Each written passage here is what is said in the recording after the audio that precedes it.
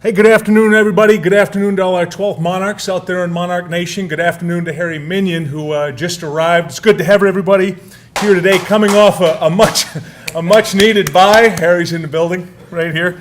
Much needed bye this past week for kids and coaches. We've been going at it steadily since August 4th, which means for 9 straight weeks. The kids have been going hard at it, and this was great to give them a week, number one, to get healed up, which was critical for us in practice and on game day on Saturdays, and then also that extra time they were able to put towards their schoolwork, which was critical for the coaching staff. It was a lot about recruiting this past week, and then everyone this past weekend had the weekend off. I was over at the Commodore in Portsmouth seeing an outstanding movie, Captain Phillips, which I'd highly recommend. So it was a good weekend all the way around. We were back at it this morning. It was great to have have all the players back. All the travel team was back. The staff, we met here this morning, revisited our goals for the second half of the season, which are right now we talked about with our players. There's 3 main things we want to accomplish in the second half. Number one, most obvious, is to win these remaining 6 games that we have. The goal around here is to win every game we play regardless of opponents. So if we could make it be November 24th right now, playing our last game at North Carolina the 23rd, would love to wrap this up at 10-2. That's the number one goal, is to win all the games. Number 2, we've talked about with our team, we played 5 bowl games this year. We termed those FBS games as bowl games. We're currently 0-2 in our 5 bowl games, with the opening loss at East Carolina and then that second week loss at Maryland. So here's our next opportunity to play an FBS opponent, an ACC opponent in Pittsburgh.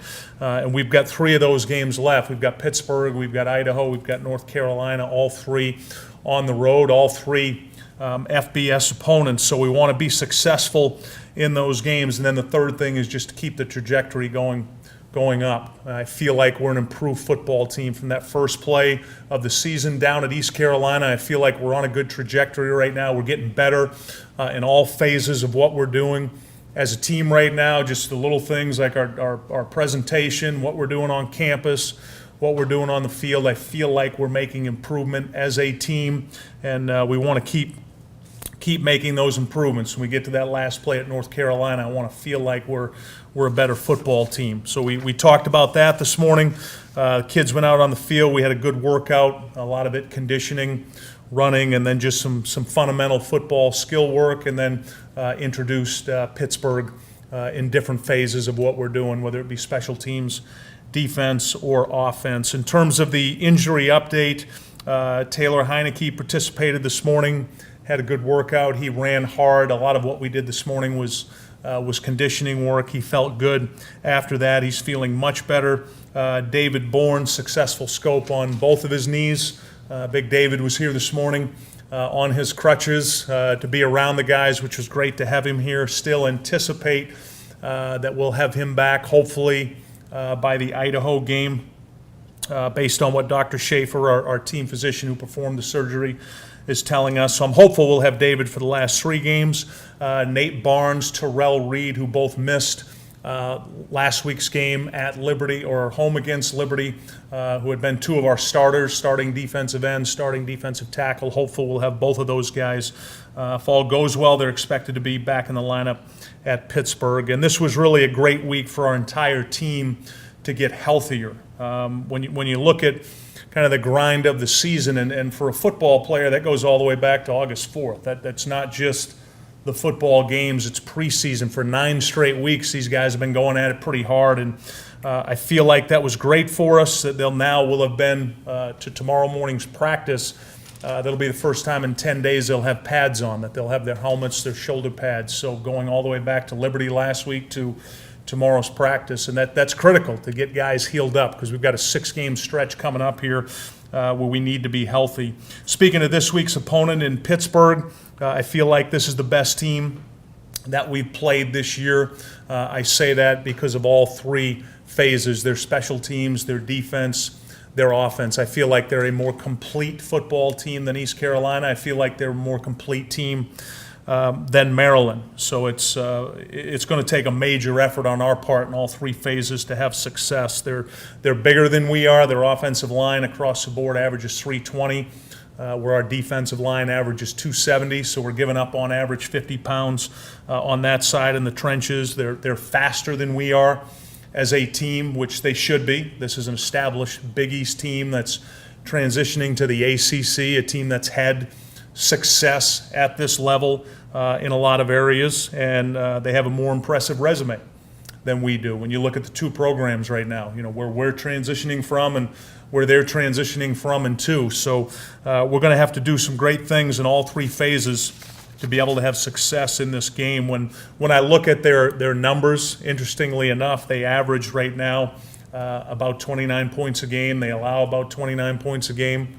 They average about 370 yards a game. They give up about 370 yards a game. And in their last four football games, they've been four very distinctly different games. Going back to the New Mexico game, they blew New Mexico out at home, 49-27. Then the next week they go to Duke and they win in a 58-55 shootout. And then their last two games have been what I call low score, no score. They beat Virginia 3 weeks ago at home, 14-3 in a game that was dominated by both defenses. And then they went to Blacksburg this past weekend and basically did what everybody in the country does, struggle against Tech's defense. They lost a 19-9 game in which their quarterback, Tom Savage, got sacked 8 times, got hit 20 other times, and then Virginia Tech had 10 tackle for losses. So Virginia Tech was able to manufacture just some incredible pressure on the quarterback, which Tech has done. They've done that to everybody, including Alabama. They've done it to Georgia Tech in the triple. Everybody they played, Tech has done that to. So there's 4 very distinct games that we're looking at right now with this football team. They're a team that's 3-2 overall. They're 2-2 in the ACC. This is a critical stretch of games coming up for them if they want to get back to a bowl game like they did last year. Personnel-wise, we're going to have to deal with a quarterback, Tom Savage, who ironically enough plays in the same stadium as number 7, Ben Roethlisberger. Body type looks like Ben Roethlisberger. He's all of 6'5", 250 pounds. He's a big guy. He can throw the ball. From all the scouts that I've talked to that have come through here, say he's a legitimate NFL prospect, and you can see why when you watch him play on video. 2 explosive wide receivers. Going into the Tech game, there were only 3 teams in the country that had 2 wide receivers averaging over 100 yards receiving per game, and that was Pitt was one of them. Devin Street, who even after the Virginia Tech game is still averaging, he's averaging 110 yards receiving per game, and then Tyler Boyd, a true freshman, is averaging 89 yards a game after the Virginia Tech game. So 2 very explosive guys out at wide receiver. We're going to have to do a good job in coverage on those guys. Defensively, they've got one of the best defensive linemen in the country right now, particularly when you look at the numbers. Aaron Donald, their defensive tackle, currently has 8 sacks. He had 2 sacks this past weekend against Virginia Tech, 12 tackles for losses. Basically, in the Virginia game and the Virginia Tech game, his last 2 games, neither team could handle him. As you look at the last FBS team we played, we got blown out. We lost 47-10 at Maryland. I like to think we're a different team right now. I like to think we're a better team. I like to think we're a more improved team. Here's an opportunity to go show that we're a better football team. We're more improved. That's the number one thing I want to see. I want to see that continued improvement and put ourselves in a position in the fourth quarter of this game to have an opportunity to win. Anything else for Coach? Thank you, everybody, for coming. Thank you, 12 Monarchs, and hopefully we'll see you at Heinz Field Saturday night at 7.